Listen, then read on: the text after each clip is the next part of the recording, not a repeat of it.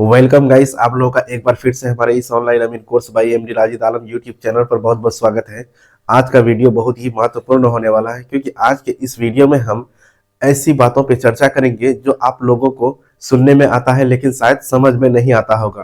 तो सबसे पहले हम आपको बता दें कि इस वीडियो के अंदर में हम बात करेंगे गैर मजरूआ आम भूमि क्या होता है, गैर मजरूआ खास भूमि क्या होता है, और जाकर के खास मोहाल की जमीनें क्या होती हैं, उसके बाद कैसरे हिंद जमीनें क्या होती हैं। यानी कि इस वीडियो के अंदर में हम इन सभी बातों की विस्तृत रूप से जानकारी आप लोगों को देने जा रहे हैं। तो आप लोगों से एक छोटी सी रिक्वेस्ट है कि यदि आप हमारे इस YouTube चैनल पर पहली बार वीडियो देख रहे हैं तो कृपया करके हमारे इस YouTube चैनल को सब्सक्राइब करके बेल के आइकन को दबा करके नोटिफिकेशन को ऑन कर लीजिए ताकि हमारे सभी वीडियो का नोटिफिकेशन सबसे पहले आप तक पहुंच सके। तो चलिए बिना देरी के वीडियो को हम लोग शुरू कर लेते हैं।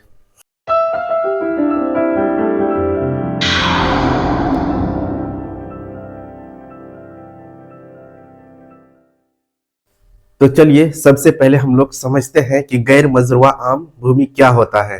तो यहाँ पे हम लोग लिख लेते हैं गैर मजरूआ आम।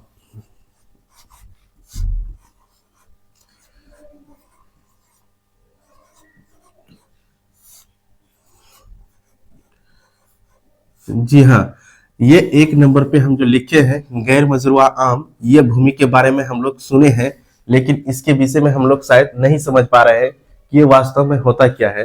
तो हम आपको बता दें, ये जो है ना गैर मजरूआ आम भूमि, यह एक प्रकार का क्या है, यह एक सरकारी भूमि है। क्या है? सरकारी।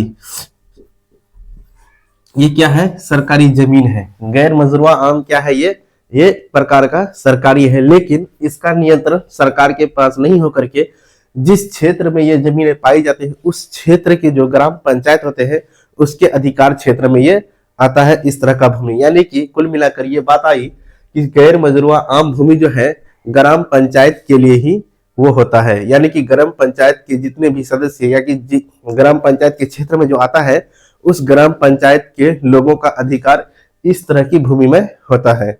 उसके बाद हम लोग चलते हैं गैर मजरूआ खास जमीन के बारे में जानने के लिए कि गैर मजरूआ खास जमीन क्या होता है। तो 2 नंबर पे हम लोग लिख लेते हैं गैर मजरूआ खास।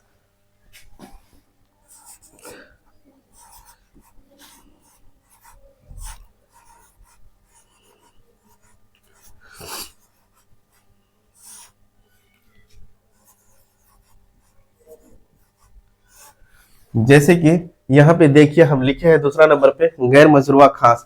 अब ये गैर मजरूआ खास जमीन जो होता है ना, यह एक प्रकार का सरकारी जमीन होता है और जाकर के इसमें जो है नियंत्रण जो होता है ना, ये राज्य सरकार के अधीन होता है।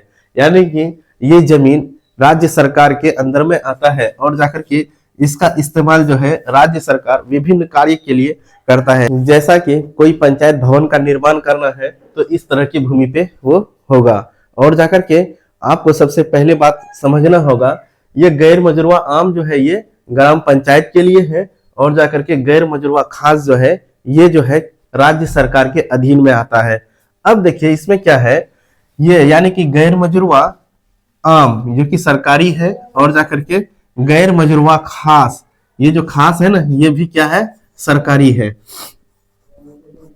और ये दोनों में सबसे बड़ी बात क्या है कि अगर कोई इसका जो है रजिस्ट्री कराना चाहता है या फिर किसी तरह का कार्य इसमें करना चाहता है तो ये नहीं कर पाएगी। यानी कुल मिलाकर बात यह आई, ये दोनों जमीन जो है लीज पर नहीं दिया जाता है। ये जमीन अपने आप में बहुत ही महत्वपूर्ण है, इसको लीज पे देना सख्त मना है। यानी कि ये जमीन जो है कभी भी कोई अगर सोचेगा कि हम इसका जो है निबंधन करा ले या फिर लीज पे ले ले 10 साल के लिए, 5 साल के लिए, 15 साल के लिए, तो ये जमीन नहीं दिया जाता है लीज पर। और जाकर के आगे हम बात करते हैं खास महल की भूमि। तो ज्यादा देर मत कीजिए, देखिए इधर इधर क्या है कि 3 नंबर पे खास महल की भूमि है। तो यहाँ पे लिखते हैं हम खास महल की भूमि।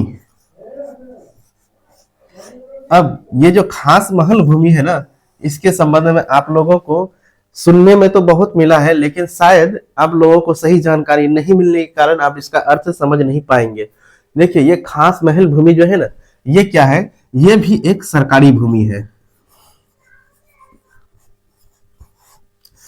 खास महल की भूमि अभी तक हमने देखा क्या कि यह एक सरकारी जमीन है, लेकिन जानते हैं इसकी सबसे बड़ी मतलब जो है फायदे वाली बात, अगर सबसे अच्छी बात अगर बताए ना, तो ये जो है खास महल की भूमि, इसको आप सरकार के द्वारा लीज पर ले सकते हैं। यानी कि खास महल ही एक ऐसा भूमि है जो कि सरकार लोगों को लीज पर देता है 10 साल के लिए, 5 साल के लिए। उसमें आप किसी तरह का कार्य कर सकते हैं, जो कि खास महल की भूमि कहलाती है। तो अभी तक हमने देखा क्या, गैर मजरूआ आम जो कि ग्राम पंचायत के लिए होता है, गैर मजरूआ खास जो कि सरकारी जमीन है, और ये कि ये राज्य सरकार के अधीन में होता है।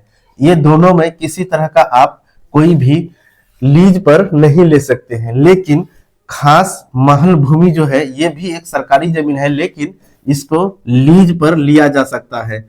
लीज यानी कि इसको लीज पर लिया जा सकता है, जो कि खास महल की भूमि है। और जाकर के हम आगे आपको बताते हैं। अगला 4 नंबर पे आते हैं केसरे हिंद।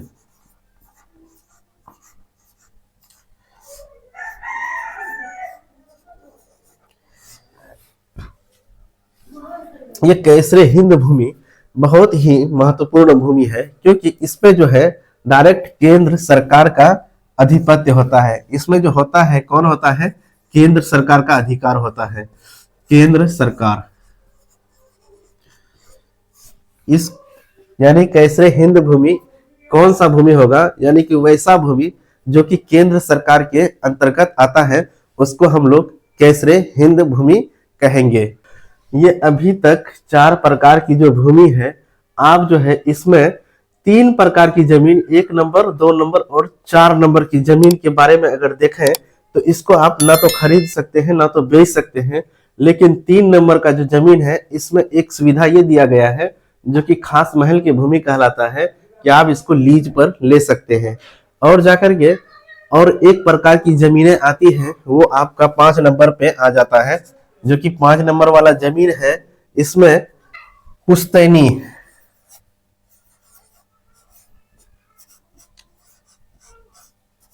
या फिर निजी या फिर रैयती,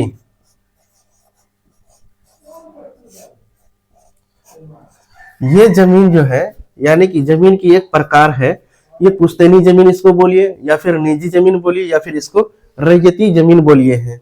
ये जमीन वो जमीन होती है जो आपके पास अवेलेबल है, जिसपे आप मकान बना के रह रहे हैं, जिसके ऊपर आप खेती का कार्य कर रहे हैं। ये वो प्रकार की भूमि है। और जाकर के ये ऐसी भूमि है जिसका अधिकार आपके पास होता है, और जाकर के वो आपके दादा परदादा से आता है, या फिर आप कहीं से खरीदे हैं। यानी कुल मिलाकर अगर कहा जाए, पुश्तैनी जमीन या निजी जमीन या रैयती जमीन, ये जमीन की वो प्रकार है जिसको कि आप बिल्कुल आसानी के साथ खरीद सकते हैं, और जरूरत पड़ने पर उसको अपनी इच्छा के अनुसार बेच सकते हैं। यानी कि ये 5 नंबर की जमीन ये आपका अपना जमीन है, जिसको आप आराम के साथ खरीद बिक्री कर सकते हैं। तो इस तरह से हमने अभी तक जो देखा, गैर मजरूआ आम भूमि, गैर मजरूआ खास भूमि, खास महल की भूमि और केसरे हिंद भूमि, ये पुश्तैनी जमीन है। इस तरह से हमने अभी तक जितना भी देखे, और जाकर के ये अगर समझ में अगर आपको नहीं आ रहा है तो हमारे कमेंट बॉक्स आपके लिए खुला हुआ है, आप कमेंट कीजिए, हम आपका कमेंट का जवाब देंगे। ये गैर मजरूआ आम भूमि में आपको जो हम बात बताए उसको अगर समझ में नहीं आया तो दोबारा वीडियो देखिए। उसके बाद गैर मजरूआ खास भूमि भी देख लीजिए। उसके बाद खास महल की भूमि जो कि सरकार लीज पर देती है, लोगों को जो लीज पर देता है, इसी को हम लोग कहते हैं खास महल की भूमि। उसके बाद केसरे हिंद भूमि जो कि केंद्र सरकार के अधीन होता है। इस जमीन को ना तो हम छेड़छाड़ कर सकते हैं, ना तो इसकी खरीद बिक्री कर सकते हैं। ऊपर के 4 जो है इसको हम लोग खरीद बिक्री नहीं करेंगे। लेकिन लास्ट का जो है पुश्तैनी जमीन या निजी जमीन या फिर रैयती जमीन, यही वो एक जमीन है जिसपे हम लोग रह रहे हैं, या फिर जिसपे हम लोग पूरा अधिकार जमा के बैठे हुए हैं, और जाकर के इन्हीं जमीन को हम लोग बेच सकते हैं, खरीद सकते हैं। तो इस तरह से हम उम्मीद करते हैं कि आप लोगों के लिए ये वीडियो बहुत ज्यादा महत्वपूर्ण रहा है। तो आप लोगों से एक छोटी सी रिक्वेस्ट है कि यदि आप हमारे इस YouTube चैनल से जुड़े हैं तो वीडियो को सबसे पहले लाइक करें और चैनल को सब्सक्राइब करें, और जाकर के इस तरह के वीडियो, जानकारी वाला वीडियो हम आप लोगों के लिए बनाते रहते हैं। तो चलिए आज का वीडियो हम यहीं पर समाप्त करते हैं, मिलते हैं अगला वीडियो में, तब तक के लिए जय हिंद।